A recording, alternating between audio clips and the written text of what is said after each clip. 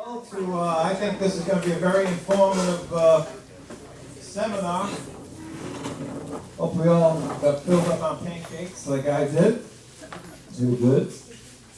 I know most of you in this room all have similar issues. Either A, you have some roof damage, B, you have some carport damage or siding damage. C, you've already contacted your insurance company. You're waiting for them to come. You've already had an insurance adjuster come out to your house. You haven't heard from that person yet. You've had the insurance adjuster come out. They come out with a figure that they want to pay you. You don't agree, and so on and so on and so on. Well, a couple of weeks ago, David Rayborn came out from Florida Metal Roofing to give us an estimate on our shuffleboard courts and our mailbox area and some of the other issues that we have in the clubhouse, our shed, and so on and so on. Pretty extensive damage. And, like all contractors that come out, they measure everything, and then they just get back to you with a quote. Well, David wasn't like that. He not only gave us a quote and a response and laid it all out in perfect English for us, but I found out in his background that he's a former insurance adjuster, so that caught my eye.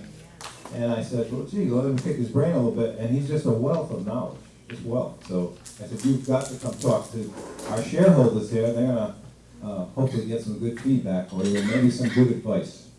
So aside from just, he represents Florida Metal Roofing, which I believe is out of Ocala. Yes. Ocala, Florida. You know how hard it is to get a roofer. You know how hard it is to get anybody in aluminum. I've had estimates. I'm still waiting for people to come give me an estimate. And they're talking the end of December right now. So, and fencing, forget it. That's just ridiculous. David has a fairly good response time. That's the other good thing. I asked him this morning, when could you fix these shuffleboard courts? He said possibly first, second week in December. That's pretty good. We can talk around town, but that's neither here nor there. So, without further ado, I want to introduce David. He's going to give you a nice presentation. Of course, he's interested in selling his product, but above and beyond that, he can help us out in a lot of different ways. And of course, another good thing is the more work that he can get in here, the less price that you're going to find out you can pay. Because if his crew can come in and knock out a bunch of houses, that's another possibility. So, David, here you go.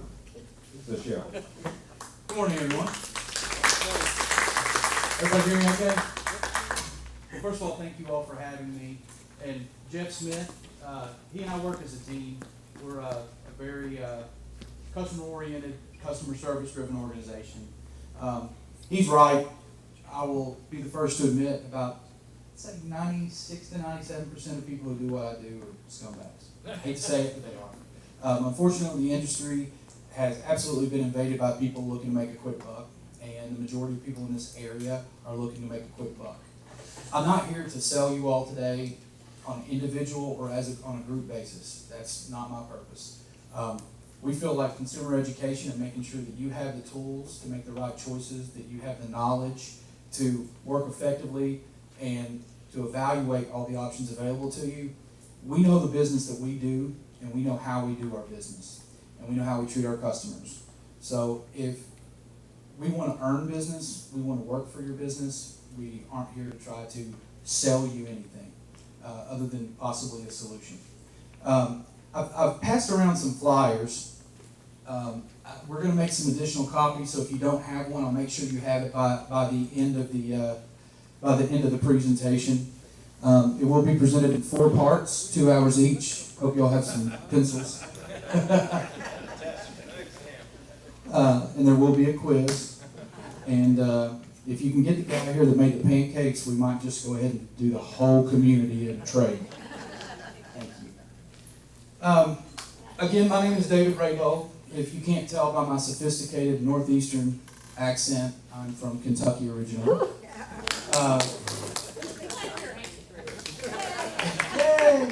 And I am a former insurance adjuster. I was in the industry for almost 10 years. I worked for Motorist Insurance Company, Progressive, and Hartford. I worked as a catastrophe claims adjuster and a supervisor. I was a field supervisor. I worked everything from hurricanes to floods to tornadoes to hail losses. I've written an estimate on everything but a submarine and a spaceship. So I've been through some battles and I've seen some things. Doesn't mean I know everything. My grandfather used to always say that the measure of an honest man is his admission of what he doesn't know. I try to be that. If I don't know the answer, I do try to get you the answer. And I wouldn't say that I'm a wealth of knowledge. I just have a really thick head, so I have to learn lessons hard. So once I learn them, I tend to retain them. But I do have a background in insurance and also risk management. I worked as a financial advisor for several years, so I do understand some of the financial side and considerations, and also making sure that we help you mitigate and minimize your risk. Who here has a check that they're satisfied with and they're happy to pay the deductible? Okay, you can leave. No, I'm kidding.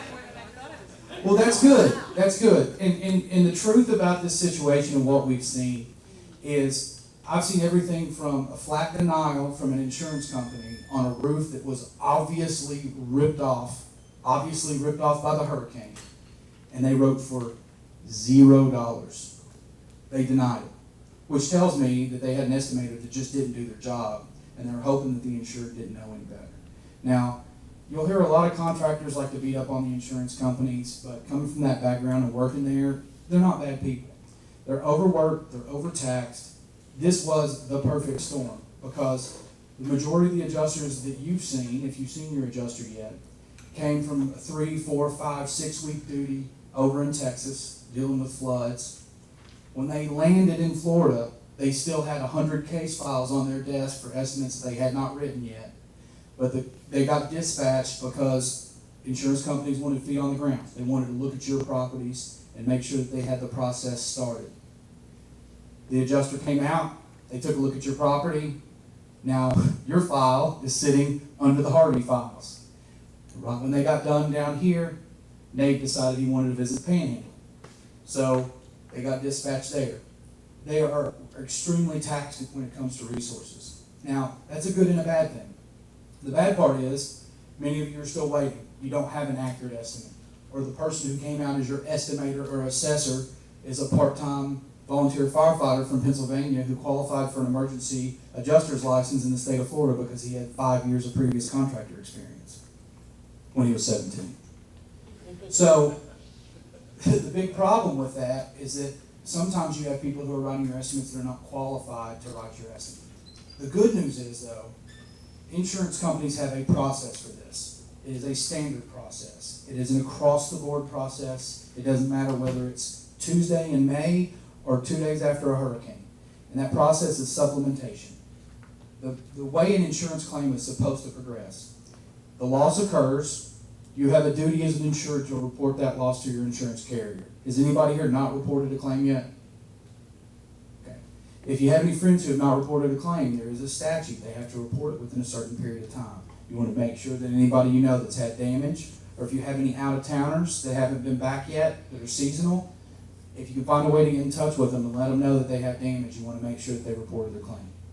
I'm sure that most of them have already reached out, but you never know. Sometimes people are aloof. The third portion, the insurance company is going to dispatch an assessor. While that person comes out, they're called adjusters, assessors, estimators, whatever they might be. They might be a captive agent of the company. They may work directly for a State Farm or a Heritage or a Citizens.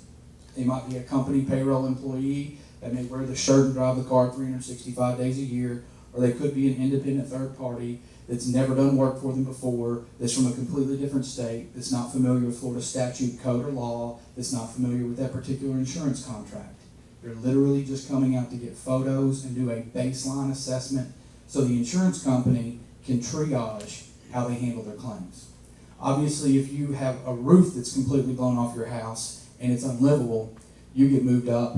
If you have 2 shingles off, you're probably going to get moved down the list. Again, I'm just trying to give you some general expectations, but once that estimator comes out, what we've seen is that it can take anywhere from 6 to 12 weeks for you to get your estimate.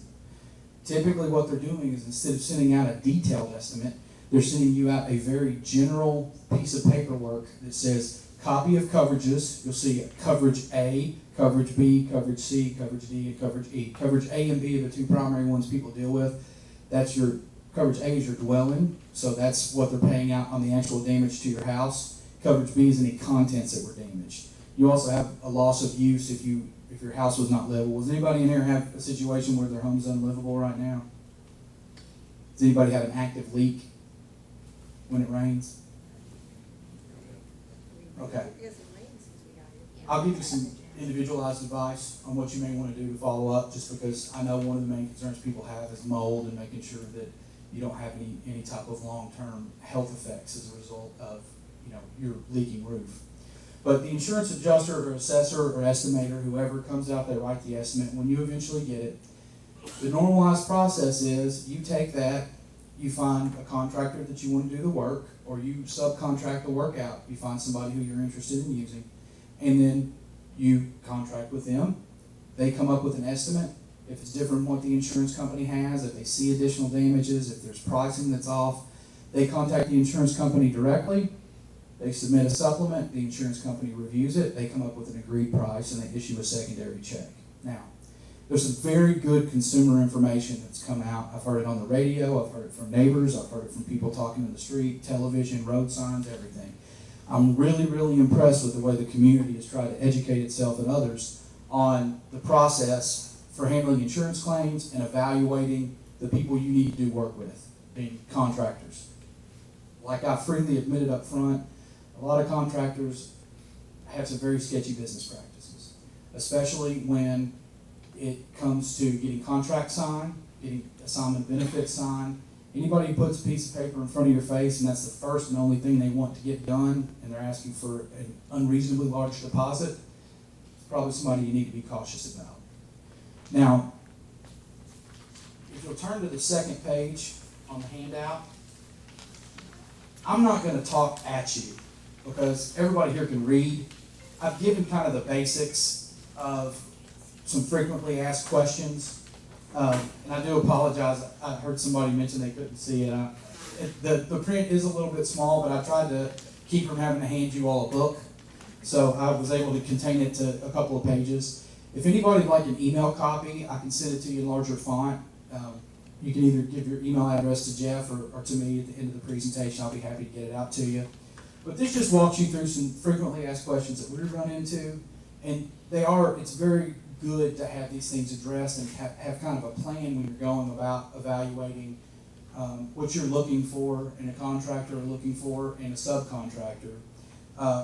So who here is in the situation where your insurance company has sent out an adjuster, but you haven't received your estimate or your check yet?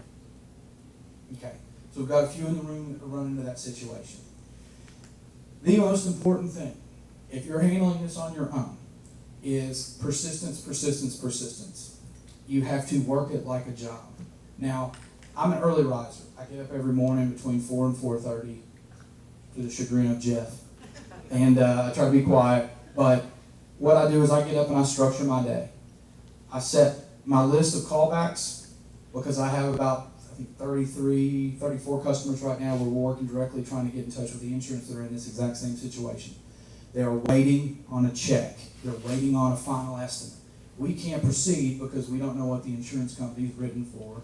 They don't feel comfortable proceeding because they don't know what the insurance company is written for. So what I do is I call the adjuster every single morning, and I leave them a message every single morning for the first week. Hi, this is David with Florida Metal Roofing, calling you today in regards to Jeff Smith, claim number blah, blah, blah, blah, blah, blah, blah.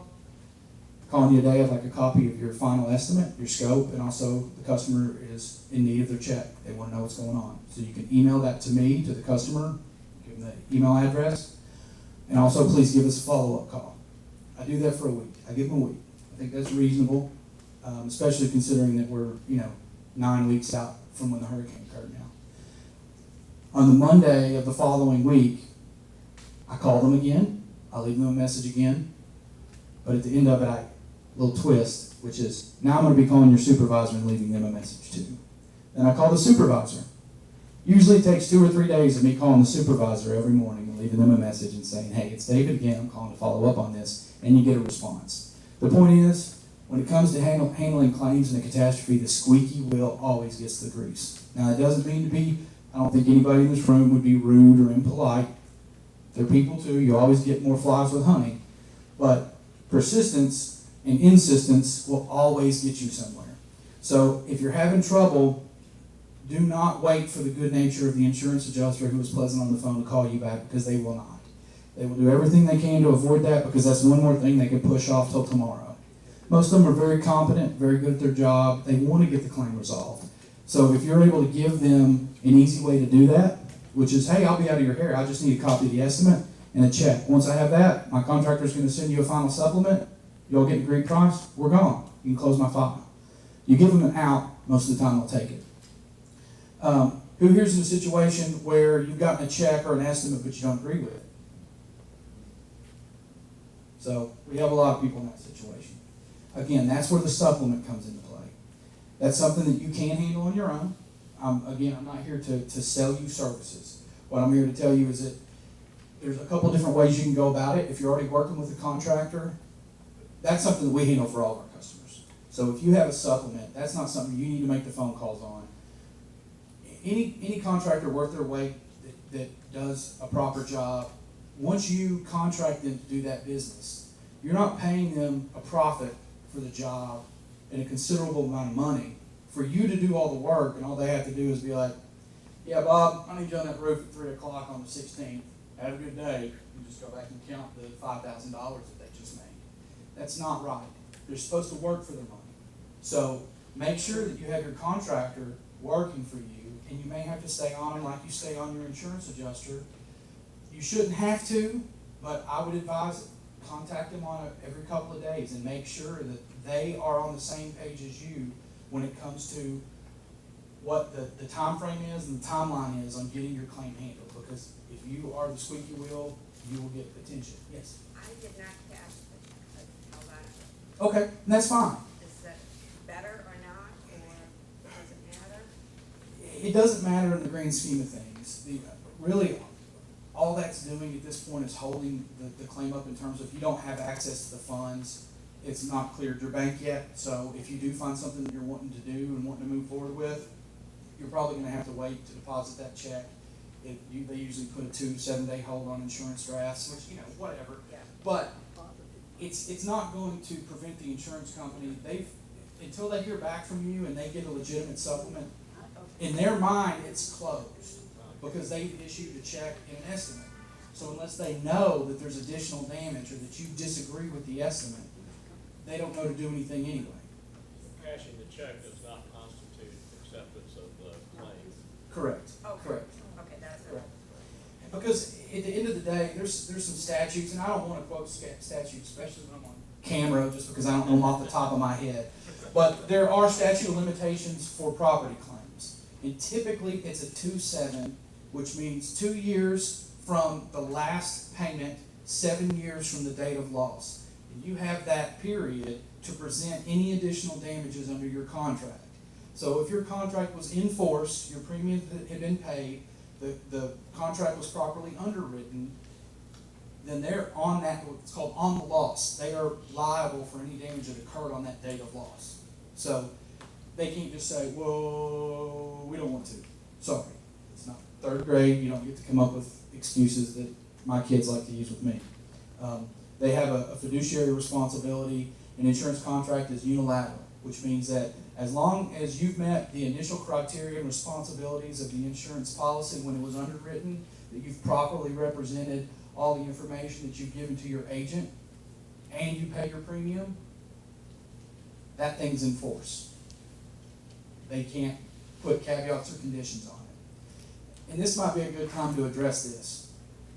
A lot of good people in this room, I can tell from the conversations that I've had, just from the general character of this community. I saw how you all came together after the hurricane. This place looked fantastic, and you all didn't have any outside help, it's my understanding. Everybody just pitched in and got the place cleaned up. First of all, that's the kind of people we want to do business with. That's the way we like to do business. But second of all, a lot of times, the most honest people, for some reason, feel guilty on getting everything that's entitled to them. I was an adjuster. The people who got plowed by a drunk driver would be the first to forgive them and say, oh, I don't even want to claim. My leg's not that broken. I'll be okay. Insurance is designed to indemnify. The principle of insurance is indemnification. And what the definition of indemnification is the restoration of a customer or an insured to a pre-loss condition through means of a financial instrument. In other words, it's broken, we're going to give you money. I think I used the example earlier, we can't replace grandma's Afghan that she, hand knitted. I don't know if you knit Afghans, crochet. That she hand crocheted, but we can put a financial value on it. And so, let me ask you this question. September 7th, you're running to the post office to write your check to send in for your insurance premiums. Your insurance premiums are $1,005. You forget that $5. You just write them a check out for $1,000. And they get the check on September 9th and process it. Hurricane blows in. You think you got coverage? Over $5? Come on, the insurance company will still cover you, right? Because you're almost there. Right, so you don't let them off the hook. If they owe you $5, they owe you $5. That's the principle of indemnification. And that's the other thing I wanted to touch on. It's kind of out of sequence, but is making sure that you have a robust and accurate estimate. Everything that was damaged as a result of this loss, you need to make sure you document it. Who here has a teeny tiny deductible that you're super happy with? Well, count yourself lucky, because these are obscene deductibles. Percentage-based deductibles are crazy. They're so high. And I understand actuarially why they feel like they have to write them that way. But I disagree with them, because it's a huge hit. It's a huge hit for anybody. You have a $15,000 loss and a $7,000 deductible, and you're just like, should they even do anything? I mean, it puts you in that position of impasse, like, wow, I'm going to have to go out of pocket. Do I even need insurance? And there are a lot of people out there that are evaluating. We have a lot of people who are self-insured because they're like, you know what, I paid hurricane insurance for 30 years and never used it, so I dropped it this year. Oh, that's rough. But, and I'm not here to make recommendations on what you need to do with insurance. I'm not an insurance agent. I'm not a financial advisor. I'm not a licensed agent or adjuster anymore. I'm just here as a normal human being trying to give you some advice. So I'm not the be-all, end-all, and I should have probably led with that, but I'm not the be-all, end-all. I'm not, some sage when it comes to these things. I just have some practical experience I'm trying to share with you. I encourage you, if you have doubts or questions, please question me and go get a second opinion. Because the last thing I want is for somebody to make a decision on something based solely on what I have to say if you don't feel like it's accurate. So please, you can ask anybody and probably give you better advice. Dave, go back to that. You got an adjustment. Yeah. You don't like it. Yeah. What can we do? Thank you for giving me back on that. So again, we asked the question about the checks, about the estimates. What do you do in that? It's always a personal choice. There's nothing wrong with holding it. I think most insurance drafts have a 180-day validity period, so you can hold them for up to 180 days and still deposit or cash, whatever. But what do you do in that circumstance where you've got an estimate and you're not comfortable with it? Again, your first option is you can go at it alone. You can call the insurance company and you can say, I would like to exercise my right for reinspection. That's one of the first options. Now, what they do in that situation is they'll have an adjuster come back out, a separate adjuster that'll complete another inspection. At that point, I highly recommend that whether it's us or someone else, that you have a contractor involved. And the reason being is you want a professional to advocate for you. And just like if you're going to go and talk to the IRS, you probably want an attorney or an accountant with you, right? Because that's what they do. A contractor is going to be able to specifically advocate in your interest. They're going to be able to talk the lingo. They're going to be able to speak specifically to the damages, to the current labor situation, the current material pricing, and they're going to be able to speak intelligently on your behalf. Now, I wouldn't have them just come out 5 minutes before the adjuster gets there and walk in cold. If I were the consumer, I would ask the contractor to come out before, and I'd want to have a meeting with them, tell them what my goals were, so to make sure that they're actually representing what I'm interested in accomplishing. And also so they know what's important to me. Because there's always a give and take when it comes to negotiating claims. It's very rare. I consider myself rather skilled at it, but it's rare, very rare with an adjuster that you get everything you want.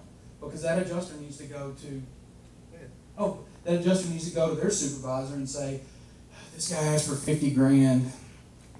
You know, I got like $5,000 worth of things that on his estimate that I just completely disagree with. And the supervisor's like, good job.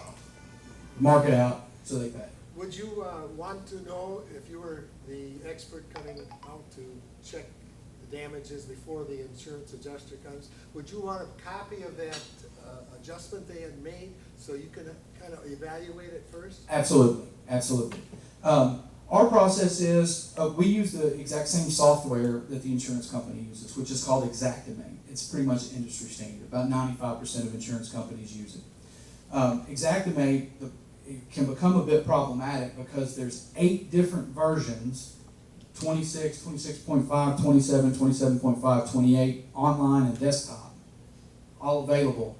And they all have different pricing, they have different labor increments, they have different databases they pull from the pricing. The way these estimating services or systems work is they call around and survey and take their estimating experience from contractors on what they're charging in an area, but there's about a 6-month lag. So if you go back 6 months, which is prior to Irma, material pricing and labor pricing is much different than it is today.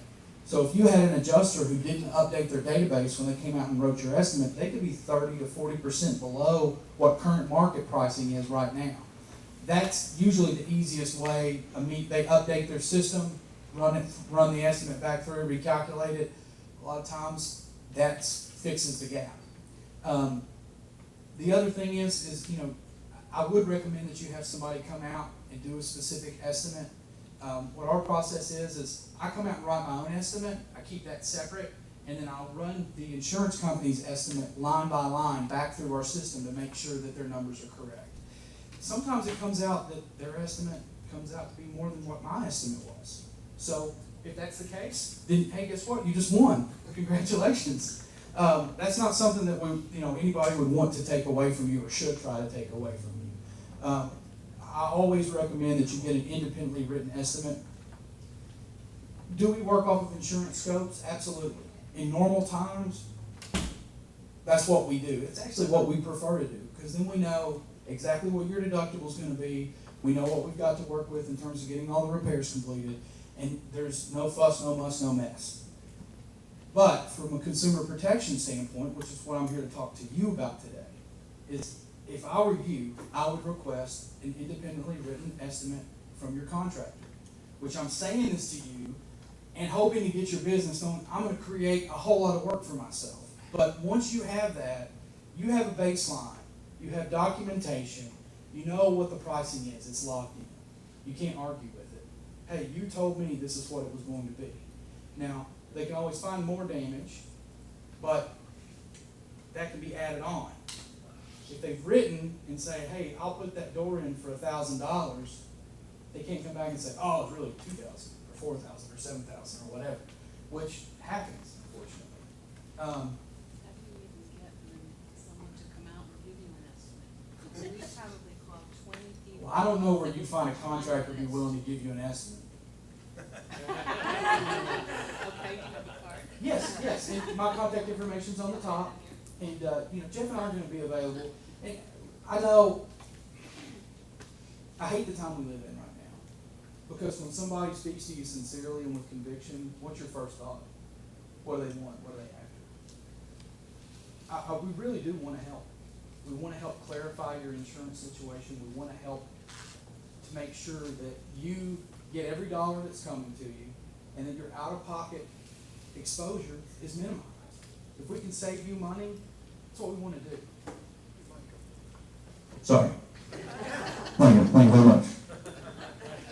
But yeah, I mean, we'd be happy to provide you with an estimate. Anybody who tries to charge you for an estimate, just laugh at them. If it's something that, if we provide an estimate and you're not happy with it, I know other contractors in the area. I can have them come out and provide an estimate for you too. It shouldn't be this hard for you to get service. Just for purposes here, when you get those things from the company, the insurance company, it's such gobbledygook that you don't know what they're paying anyway, because they got the replacement cost value, the actual cost value, the depreciation. And then you look at it. I wonder why they do that. Yeah, and I mean, I'm pretty decent with math and numbers and figures, Right. money, and I've gone over that thing 15 times to figure out what they were trying to pay me Well, from. it's simple. Go get Rosetta Stone. Insurance for Dummies, the language, because you got to speak it, Yeah. Right. or you don't know what's going on. And here's the deal: I speak it fluently, and sometimes I scratch my head. How can the actual cash value be less than the replacement cost value, though? Yeah. And Alex, that's a very good thing to bring up. Okay, so do you have that? Well, I won't bring it up because nobody will be able to see it. So on your insurance estimate, your first category is going to say description. Now that's a description of the material and the labor required. Now, insurance estimates are written on a unit cost basis. What that means is it's combined for whatever quantity, be it a linear foot, a square, each as an individual item. The unit cost takes into account what it's going to take to do one with the material and the labor included, and taxes. So you have a material, that's your description. Then you have a quantity, which tells you how many units there are. Then an expression of units, so that's the square foot, linear foot, whatever. And then you have the replacement cost value column. Replacement cost value, most everybody in this room is going to have a replacement cost policy. Now what that means is the insurance company says, if you have a loss, we're going to evaluate that loss based on what it's going to cost to replace that item. Then we're going to take depreciation from that item and actually issue you a check for the actual cash value. But you can recover the depreciation when you document that you have completed the repair or replaced the item. So what you see commonly on a roof, for example, let's say the roof's $10,000. It has 3-tab dimensional shingles. 3-tab dimensional shingles are depreciated on a 25-year scale. So, because I'm not too smart, let's say they're 12 and a half years old, so it's 50% depreciation. So the insurance company will issue you a check for $5,000. Less your deductible, but once you send them an estimate or a certificate of completion from your contractor that the roof has been replaced, they're going to send you another check for $5,000. That's how they make you whole. That's why the actual cash value is less than the replacement cost. And the reason they do it is actually, in my opinion, fair. Because when you have losses and catastrophes, hailstorms, windstorms, you're always going to get that guy who has 2 shingles blown off his roof, or got hit by 4 hailstones, and they file an insurance claim. Now, under the terms of insurance, as long as they meet the criteria, yeah, insurance company owes to replace that roof. But they only owe the actual cash value until he replaces it. So they're not going to write out a full check for the full roof until they know it's been done. And that's why they do that. Again, you know, a couple of bad apples spoils a lot. That's what's happened over the years. So I think mine came out for the actual replacement cost value minus the depreciation and the deductible, and they sent me a check for the total.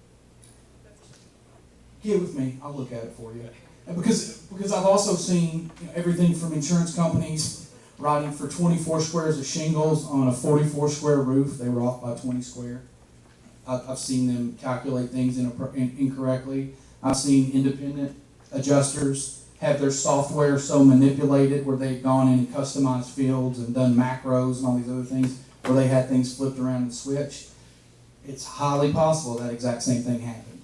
So I can review it with you and let you know what we need to do. How did you come up with the 5,625 square foot on a shingle, please? That again, that's based on an estimated. Charles had asked me just to give kind of a scale so people can kind of see what range they're going to fall in if they don't have an insurance estimate yet. That's based on what the current prevailing insurance rate is for a dimensional 3-tab shingle roof. So I believe it's, well, excuse me while I do some math. I took it out of our system and I can't remember exactly what the number was. Pardon me? Nobody here, I don't think, is getting that. Well, no, because people think that they can make a fortune off of everybody, so that's what they're trying to do. That's at $375 a square, okay? Insurance is paying at a minimum $410 a square. So we've already priced in below that. Squares, 100 square feet? Yes, it's a 10 by 10 section, and that's a unit of Square feet. That's a unit of measurement that contractors and roofing companies and insurance companies use. Would that include like insulation underneath?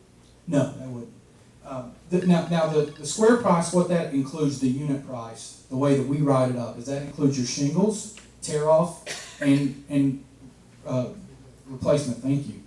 Come on up, you're an assistant. But that includes the tear off and the replacement. That includes your felt paper. It includes your ice and water shield. It includes re-nailing the whole surface, because depending on when your roof was last repaired or restored or built originally, if it was before Wilma, then, and it hasn't been repaired since, then you're up for a code revision, because the new code on your roof decking, it used to be nailed every 8 inches. Now it's required to be nailed every 4 inches. Insurance companies should pay for that. It's not a problem. But that would be including that. Actually, I didn't include that into this cost, but that's something that would be submitted through directly to the insurance company. How about replacement sections that are rotten or something? Yes. That would be extra. As a company, well, no, as a company, and any company that does your work should provide at least 4 pieces of plywood. That's an industry standard. So we're in South Florida. Simple as that. You got humidity and heat, the 2 main components that cause wood to rot. So there's probably going to be some damage to the roof decking at some point. We cover up to 4 sheets. The other thing that's very, very important, and take note of this, if you're having your roof repaired with a contractor, make sure they specify your out-of-pocket charge for any roof decking that is not related to the loss. Now, we cap ours at $55 a sheet. It's $32 for labor, transportation, carrying it up the ladder, putting it down, and nailing it, and $23 to go and buy the sheet of plywood. That's pretty fair. Some companies, I've seen it uncapped. They don't specify an amount. I've seen it at $200 a sheet, $175 a sheet, $140 a sheet. You get 10 sheets, that adds up very, very quickly. So you want to make sure that the amount's specified out, that it's written out in your scope of work in your contract. And for the sake of time, I did write a whole section here about what you need to look for in your contract, the things that are important. Any roofing contractor that does work for you is going to ask for a contract. That's standard. The important things on the contract is you want to make sure everything's very clearly stated. It should have their contractor license number. It should have Florida statutes, 2 of them. The first controlling statute is going to be the first one that you're reading. It's going to scare you because it's about Florida's lien law.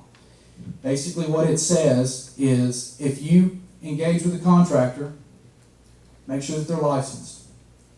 Because in the event that the contractor does not complete work, if they run away with your money, or if they don't pay a subcontractor or vendor, a lien can be attached against your house if you don't pay. That's kind of scary, right? I think it is. I mean, it's probably one of the biggest objections we see with people is like, I'm scared to do anything with anybody because I heard Bob down the street, he got his, I'm sorry, it's not a porch, it's a lanai. Got his lanai redone, and the guy didn't pay for the screen, and he looked, the next year he went to pay his tax assessment, and he had a new lien on his house. Well, did the guy who did the work, was he a licensed contractor? Because if he is, the second statute that you'll see on your contract is the Florida Homeowners Building Recovery Fund. The reason it's important to do business with a licensed contractor is because really and truly, other than your due diligence, researching the company, making sure that they're a good company, that they're solvent, is their licenses. If they are a licensed Florida contractor, then you have financial recourse through the Florida Homeowners Building Recovery Fund if they don't pay a subcontractor, they don't pay a vendor, and you get a lien put on your house. You have the ability to go back because all Florida licensed contractors are bonded. Those bonds go into a pool, they pay for the idiots. So that gives you some consumer protection. Yes, sir. Does that work get inspected by a Florida inspector? Absolutely.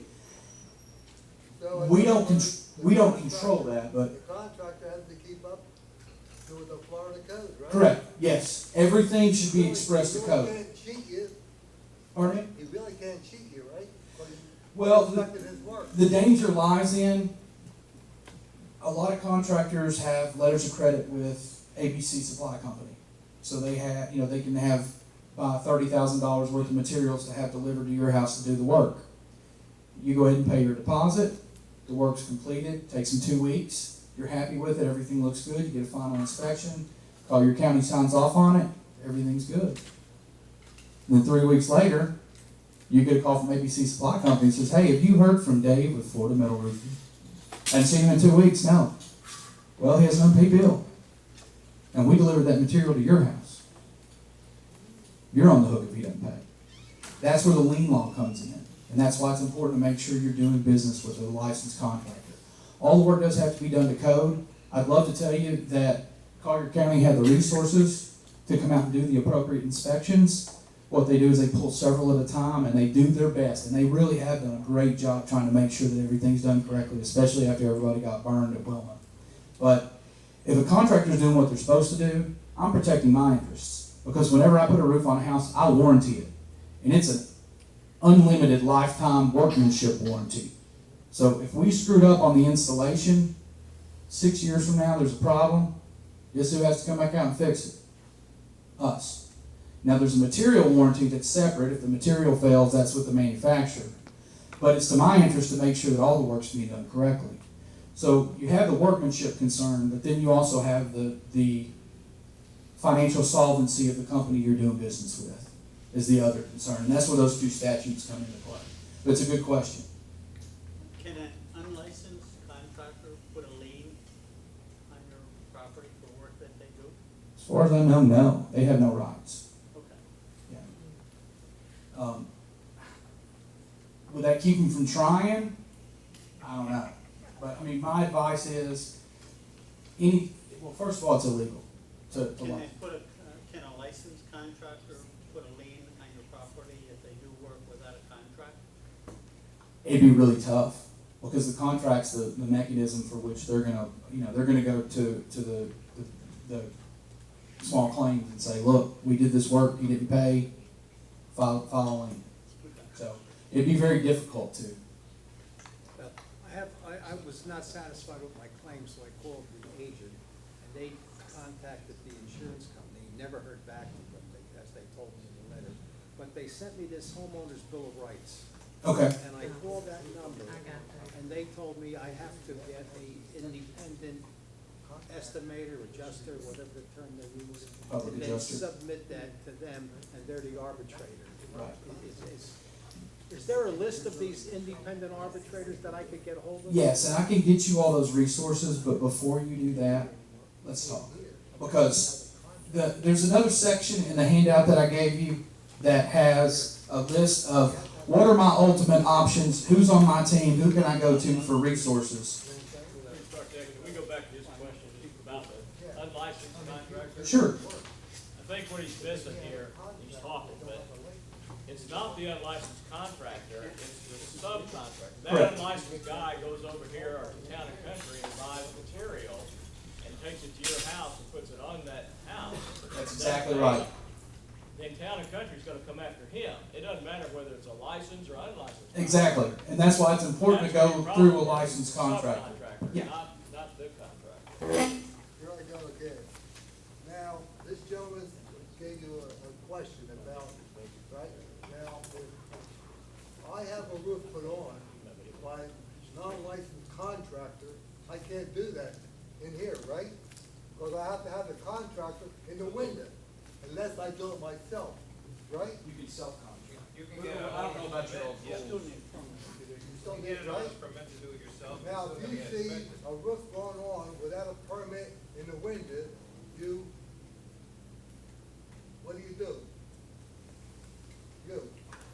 If I see roof work going on with no permitting, No permit in the window, right? right, well, just because it's not in the window doesn't mean it don't have a Well, permit. whatever, what do you do? Well, the first process, they have to make a permit here, they have to Right. come here, so Okay. that's the first step. So if I don't have that and I see that going on, I have to question it, Yeah. and then I call the county. You have the right to stop it then, right? I personally don't, but I call But the you, county. you The make county a does, phone not call, me. right? Yeah. But he had a good point about, I don't know if you heard when he was talking, but you asked about hiring a contractor who doesn't have a license. license, he can't put a lien on you, but the subcontractors that he hires maybe can put a lien on you. If he goes and buys his materials at Lowe's, Yeah. and he comes and roofs your house, and he doesn't pay Lowe's, you pay him for everything, he doesn't pay Lowe's, then Lowe's can file a lien on your property. Doesn't matter whether the contractor's licensed or unlicensed. If he doesn't pay all the subcontractors, But how about you don't have that clear in this office or your permit in the window? it makes no difference where it's cleared. If you hire somebody in Florida to do work, and they go buy material somewhere else, or they hire somebody else and don't pay them, you are liable for that amount of money if they file a lien, and they can file a lien. The unlicensed guy can't, but they can. Right, Florida has the toughest, building codes, the toughest laws and statutes when it comes to that. And again, it came because obviously there's more hurricanes here than anywhere else, but also, it just came as a result of all the fraud and issues that were seen after Hurricane Wilma. And so they wanted just to clear that out and take away that possibility. So again, I understand the allure of finding somebody who says, hey, you pulled the permit, I'll come in here and do it. This guy's gonna charge you $8,000, I'll charge you $4,000. My question to you is, saving $4,000 worth, A, potentially having to pay $8,000 anyway for materials and labor, having an unlicensed, uninsured person fall off your roof and own everything that you have, getting kicked out, that's a decision you have to make. I mean, I can't make that for you, but whether it's us or someone else, I would highly encourage you need to go with somebody licensed, because you can also be prosecuted. It's a felony. It's a felony for the homeowner to intentionally contract with an unlicensed party. Now, whether you get caught, I don't know, but it's not a risk that I would recommend taking. It's just, there's a way to do it right. If you want the repairs done correctly anyway, you're gonna get that with a licensed contractor, because they have a vested interest in making sure that everything's done correctly.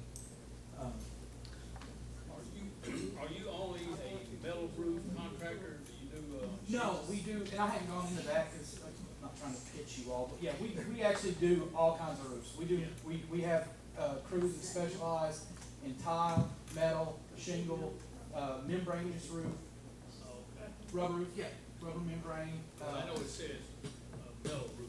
Yeah, yeah, and we started out as North Florida Metal Roofing. When the expansion was planned, they changed it a couple of years ago to Florida Metal Roofing. We have a commercial footprint all over the state. We do a lot of work for the FAA on plane hangars and things like that. So we have a lot of commercial crews that do that stuff. We also have residential crews, so we do a little bit of everything. And I don't want to keep you all for too much longer. Instead of running through this, because you all, again, you have this to read as a resource. You have my number and my email. If anybody has any questions whatsoever, I'm available. It may take me a little bit to get back to you. I always try to return phone calls same day. Usually the best way is if you can get in touch with me by email. I can always get back to you fairly quickly on that. Jeff's available as well. So if you have any specific questions, I'll say, I told Charles, it's 14 minutes from my door on Marco to here. So, I get up early in the morning, so it was early this morning. I don't know what it'd be, probably 2 hours. But, 4 o'clock, you can't come. yeah, exactly, I can't even leave the island. But you know, I'm always available. I don't ever mind to swing by.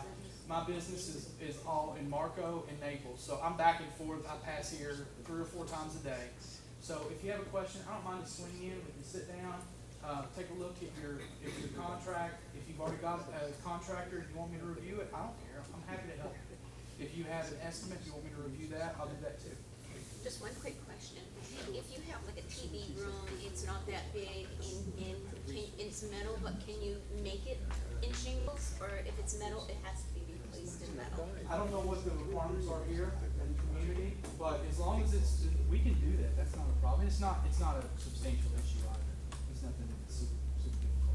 It can be done. Yeah, it can be done. So it would be cheaper to do shingles than it would be to do metal. Yes. One question, what's the most durable roof that you can put on your house? What holds up the The top rated roof is granite, and it's a couple, multiple thousands of dollars a square. For what's reasonable for most consumers, for my dollar, the 26 gauge gapping room, dollar versus performance. You've got 150 mile per hour sustained wind ratings. It has the highest possible flammability rating, which is inflammable. You get, now this is all the engineering reports that I've read. Again, I've not personally tested it, so I'm always remiss just to quote stuff, but the engineering reports I've read say you get a 40% cooling cost savings with a metal roof. I don't know what the tax laws are going to be. I'm not a CPA or a tax attorney, but if you're going from shingle to metal, you may also qualify for a energy efficiency tax credit. Who knows what the government's going to do tomorrow, much less in next tax season, but as of last year, you were able to participate and get that. It's not a reason to buy, but it can be a bonus if you're upgrading. Metal it's mechanically fastened. And the way that works is you have 3.5-inch screws, heavy duty screws, that attach each panel into furring strips that are attached directly into rafters. So it becomes a structural component of your roof. And it has great rigidity. With your 26 gauge, you can walk on it. And there's limited maintenance. You just need to rinse it off a couple times a year. There are companies that actually have a service for washing off metal roofs and tile roofs around here, and they're not super expensive. I would recommend doing the maintenance, but I'd recommend that you maintain your shingled roof as well. Once a year, have somebody check it out and make sure that that all your tiles are still sealed properly, that you don't have any pop-up nails, anything like that that can cause you maintenance issues. Mold resistance. Mold resistance is excellent. If you keep it cleaned off, there is no medium for the mold to grow on. You have 25, 35-year shingles up north, they last about 20 years. How about here, if you put a 15 to 17. is reasonable? If they're properly installed, 15 to 17 years is about the max you're going to get out of them. Now, there's some, it's just depending on the luck of the draw. I have no idea what criteria causes some shingles. I saw one the other day that the shingles have been up there for 32 years. One of the first generation of three-dimensional shingles, the architectural shingles, they were in great shape. Just a tree fell on it. Otherwise, they wouldn't even have to replace the roof. Are they quite durable now? Are they fastened pretty good? They for are. hurricane? They are. We use GAF Timberline shingles, which is one of the top manufacturers. They're the Timberline HD shingle. They look great, but GAF, they put a 15-year warranty on the shingle for wind lift and failure of adhesion. So they guarantee your adhesion on the shingle for 15 years. You guarantee no wind lifting up to, I think it's 90 miles an hour. I'm not sure. Don't quote me on that. I have to get you the specifics. And then they put a 40-year warranty on the actual fiberglass mat. And the way fiberglass shingles are made is they have a fiberglass matrix. It looks like woven, spun, whatever. And it's flat, like a sheet of paper. And then they come and they pour tar over top of it. And then they come in and they put aggregate on top of that. The aggregate provides the sun protection. That's the gritty stuff. The tar provides flexibility and obviously water resistance. And then there's a tar strip on the bottom so it attaches to the one in front of it. But No insulation though. no, there's no insulation. All the insulation's on the inside. So you don't get any much. It has a minor R value. I think it's like 1.2, something like that. So it's not What's the word? significant. What if you go from shingles to rubber roofing, is that qualified for energy saving? I don't believe so. The reason that the metal does is because it creates an air gap, and it does allow the energy to transfer directly from the top surface, being your metal, to the subsurface, meaning your roof decking. So the energy doesn't transfer directly into your house and your living area. I've not seen it on the rubber, but that doesn't mean that it doesn't exist. Again, we do rubber roofs, but it's not our most common application. But I can research that for you, get you an answer. Dave, how do you feel about rubber roofs? They have their place in certain areas, on certain types of roofs, depending on how they're designed. I mean, To me, that was the most common problem in this whole park. Anybody who had a rubber roof, that was the number one roof that had a problem. the number one thing that affects rubberized roofs is the sun. It causes the rubber to degenerate. So, again, they have their place, but for me, I would go with the shingle before I go with rubber, and I'd go with metal before I go with shingle. What about asphalt? Asphalt? Is this asphalt? The rubber. Rubber, Asphalt. that's what, yeah, are you talking about the mop-on roof? Yes, the asphalt, yeah. Yeah, they, I mean, again, they have their place, but there's a lot more maintenance involved with those. You gotta keep the right, ballast on top, if I'm thinking of what you're talking about. You gotta have the right aggregate and ballast on top to make sure that the sun doesn't cause you cracking and doesn't cause problems with it. For the money, I would go with the shingle roof over that.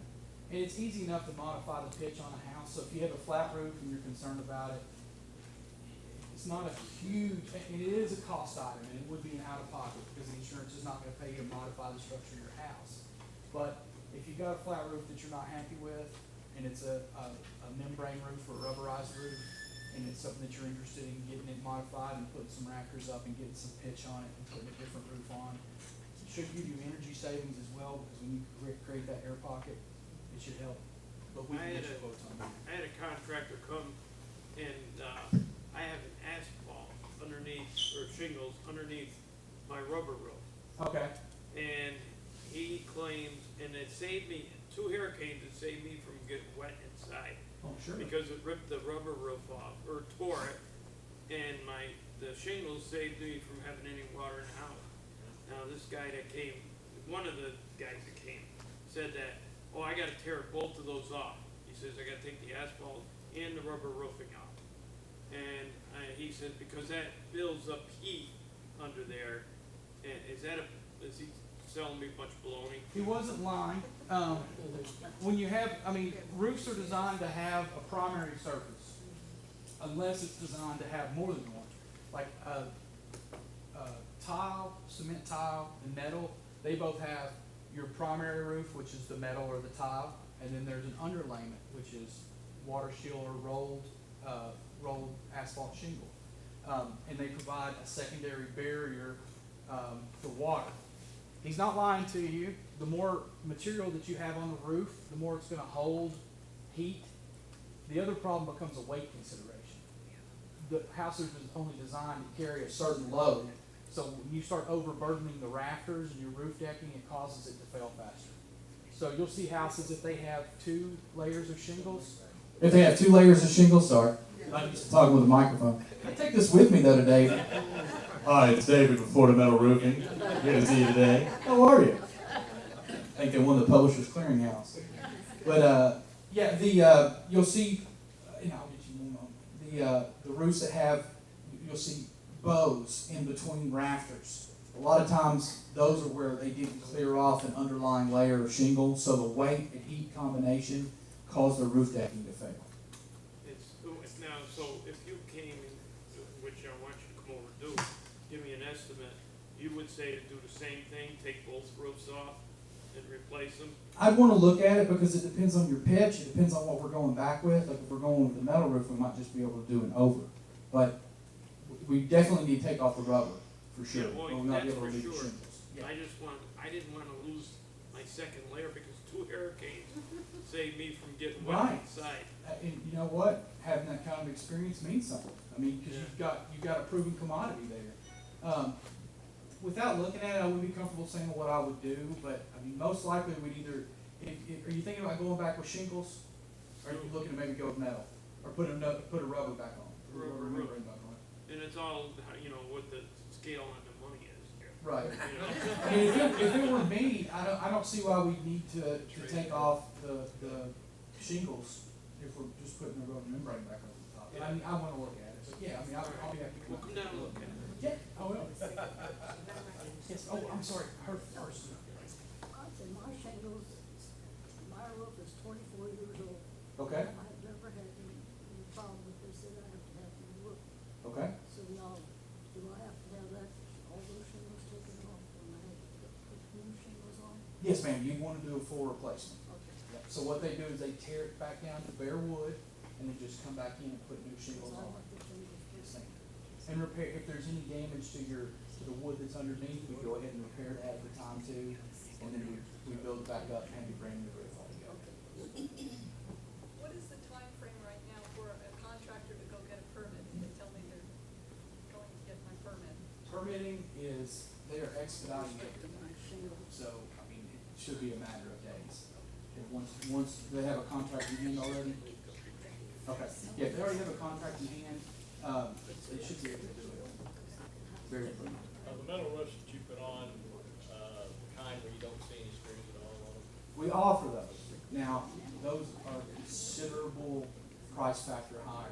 The reason I'm asking is two reasons. I drove around Marco, and it seemed like the only roofs that had absolutely no damage were the metal roofs with no screws exposed. You know, the tile roofs, the slated roofs, all of them had damage. And my house originally had the metal roof with the screws on it. But over time, the washers and all would fail, and then water got in around the screw hole and loosened the screws, and then the roof would pop up. And so I eventually put a rubber roof over it, just to solve the problem of having to get up there every year and patch up here and there. Especially with the older roof systems that use the plastic gaskets, and some engineer needs to be smacked around a little bit, because they built a tank of a roof, the metal's thick, big robust bolts that go in there, and then the little bit of gasketing that holds the bolt down and makes it watertight. You know, it's putting a snorkel on a submarine. It just wasn't very smart. And a lot of those roofs failed as a result. I mean, you'll see roofs, there's a roof on Marco that we're actually going to be replacing. The roof's intact on one side, the other side's completely blown off, and the reason being is if you look on the side that still is up there, around every hole, there's a little rust circle that goes around it. So when the wind hit that, it was just like pop it, just everything came off. What you're talking about where you don't see the screws we do offer that roof, it's one that we specialize in. It's called the standing seam roof. But you're looking at a factor of $370 a square for shingles, $375. You're looking at $575 to $625 for the 26 gauge Gabulon. Now, I've seen a lot, especially in the community here. A lot of contractors will do the first metal product in 29 gauge. I'm not a big fan of it. You can't walk on it. It bends. It's a lot thinner. The 26 gauge is 3 gauges thicker. The lower the gauge, the thicker the metal. Then you have the standing seam. Standing seam's around $1,100 a square. It's 24 gauge. I wouldn't recommend it really on most residential applications. It just doesn't make sense to pay that price difference. It's a great roof, but they've updated the mechanical fastening system for 26 gauge. So now it actually has an aluminized cap that clinches down instead of an old plastic ring that went around it where you put your mechanical fasteners down in the roof, so you don't have that rust out problem. And there's actually a dual seal on both sides of it. So it really gets you a good seal around that. So they've addressed that problem after they had to replace a bunch of them because of warranty issues. How's that stand up to heat? Oh yeah. I mean, it's metal. It's they're rated. Metal roofs and tile roofs are both considered an energy efficient roofing product. A lot of people ask, is it better to go with a light color or a dark color? Who here was curious about that? Because that's a common question that I get. All the engineering reports I've ever read on metal, it makes no difference whatsoever in terms of your energy efficiency and in terms of how the color fastness, how long the color lasts. On asphalt shingles, it does make a difference. Lighter colors on the asphalt shingle are going to reflect more heat. It's going to make your tar and your fiberglass mat last longer. It's going to keep the product intact longer. So a lighter color on your dimensional shingles, on the asphalt shingles, it does make a difference. I wasn't getting back to rubber roof. We had shingles on our roof, and we went 2-inch styrofoam, and then we put the rubber roof over the top of it. Oh, that's good. Yeah, you got good insulation there. But that don't qualify for the energy savings, though, It may. I'm not an accountant. That's something do you have all your paperwork from where you did it? I would take that to your accountant when it's tax time and just say, look, I paid for these upgrades, I paid for this additional insulation, does this qualify? And hopefully it will. I don't know if it does or not, but I was talking to the guy, he said that white rubber roof will reflect twice the heat. yeah. I don't know where his physics come into play on that. I don't know how accurate that is in terms of the factor of how much, but it is true that the light colors, they block out more of the UV spectrum. So the lighter the color, it's blocking more of the UV spectrum. The darker the color, it's absorbing more. So if you've got a surface that's attached to your house that is absorbing more heat, logic follows that it's going to transfer more. The biggest concern as a contractor is not so much how much it's transferring into your home, which it is a concern. I mean, we want your energy bills to be low, but my concern is how does that material hold up over the warranty period? You know, is it going to cause the product to fail sooner? And the answer is typically no. On metal. I will put the styrofoam in insulation, one was for the cooling system, and then also, not me, but most people can walk on the roof, and it won't bend or. Right. Yeah. It's also the most common problem when we start an hurricane. What's that? The number one reason. We can't hear you. I wanna hear you. From my perspective, being on so many roofs in this complex, the number one problem by far was the rubber roof. Because in my opinion, if you have a seam issue on the side of your home, any small little slit that happens, a trajectory from somebody else's house comes and hit that seam, it hits your rubber roof, now you got a slit in it on the side. When that next gust of wind comes, look out. It's right underneath that seam, there it goes. Rubber roof is all one piece, or pieces put together to make one piece. Bang, gone. Styrofoam, gone. So think about that. That's the number one thing that I saw. Shingles that left the building and your homes, what I saw was old roofs. They were just old. And they just couldn't, the test of time was done for them. And again, trajectories. The old roofs, 15, 20 years old, those trajectories are gonna go right through it, hit it. People with new roofs, very little. I didn't see hardly any damage on shingles. So I'd be very curious about the rubber ones. There aren't too many metal roofs in this complex that I've seen. There's a few. Of course, you have them over your lanais and so forth, and your carports. And some of them are just unlucky with tornado damage. That's my opinion. But I would never put a rubber roof on my house, in my opinion. That's me. Depending on how it's put down, unscrew down, when it starts right, it's gonna be there. True, but there again, that seam issue is what I'm talking about, Ron. The side of your house, they have a piece of sheet metal that's going all around, holding that rubber thing all the way around. And new roofs, they're doing a good job. I saw the installs that are going on now. But like I said, a trajectory, someone else's carport gets ripped off, there comes that post, hits your roof. Okay? You now got a hole in it. So what happens next? That next gust of wind goes inside that hole.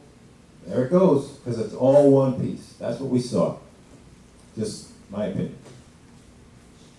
Hey, just take a couple more questions, because I know it's been over an hour, and you people can meet with him after, and maybe you can write down your address, and he can come visit you at a later part, but let's just a couple more questions.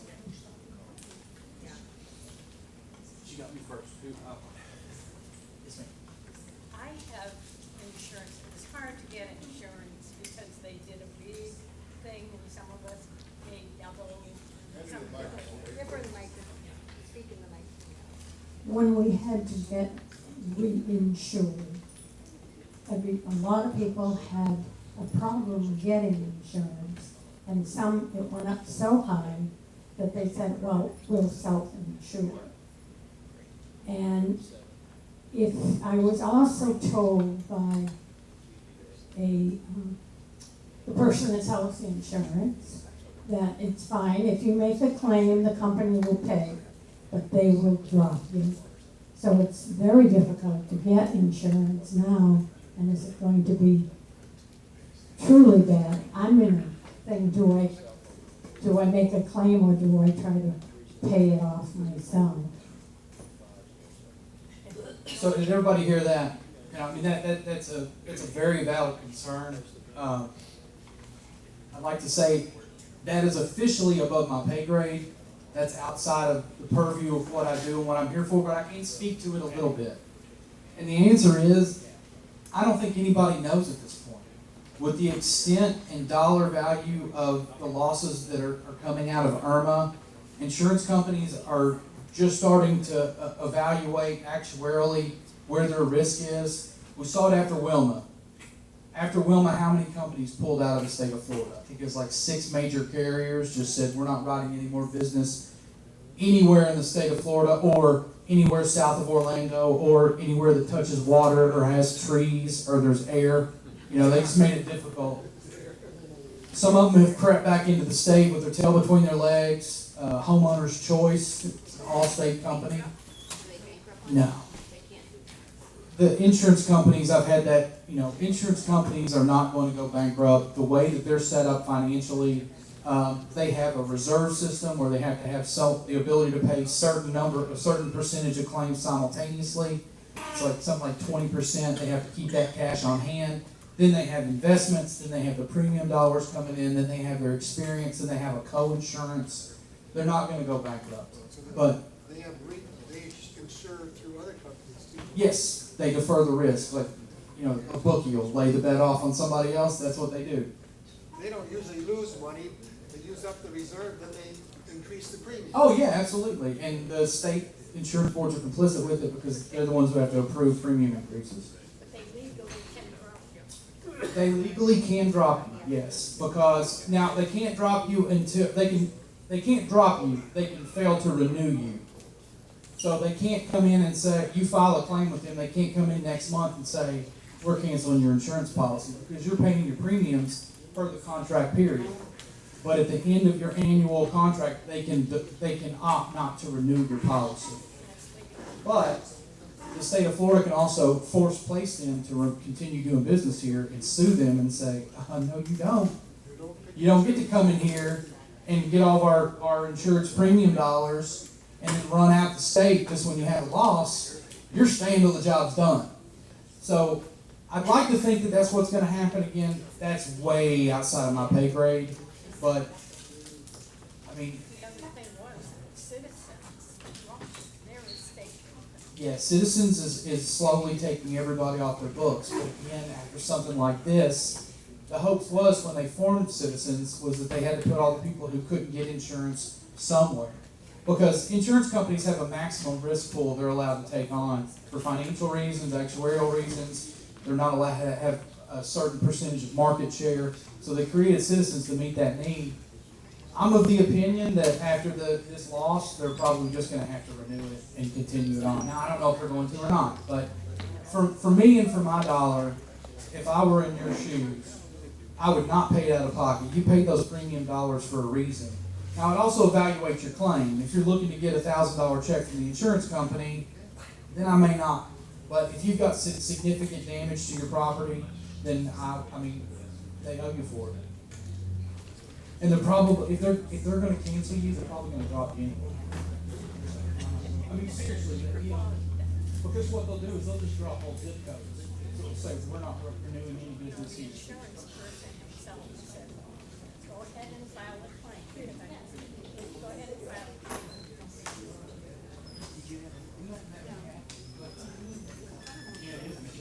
Another question.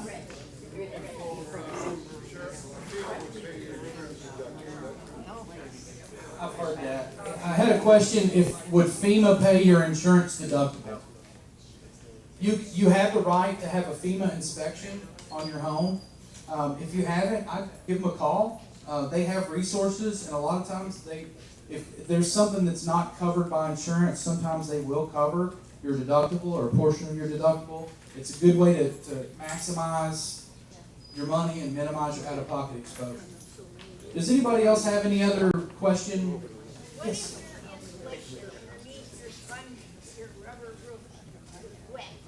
Okay, she asked, this is an important question. She asked, what if your insulation under your specific, her rubber roof, but any roof got wet?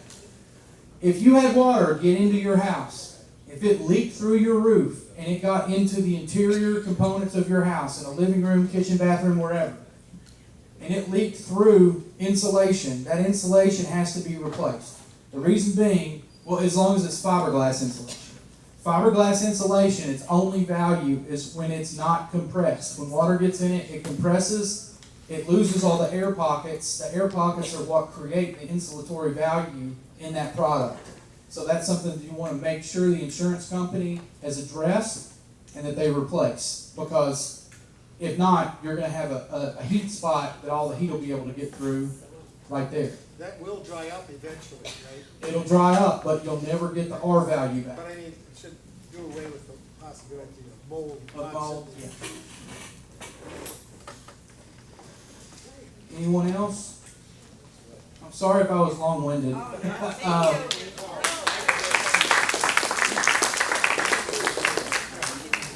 He'll be around if you want to ask him a question, and I'm sure he can come and visit each and every one of you at some point. Thank you for coming out.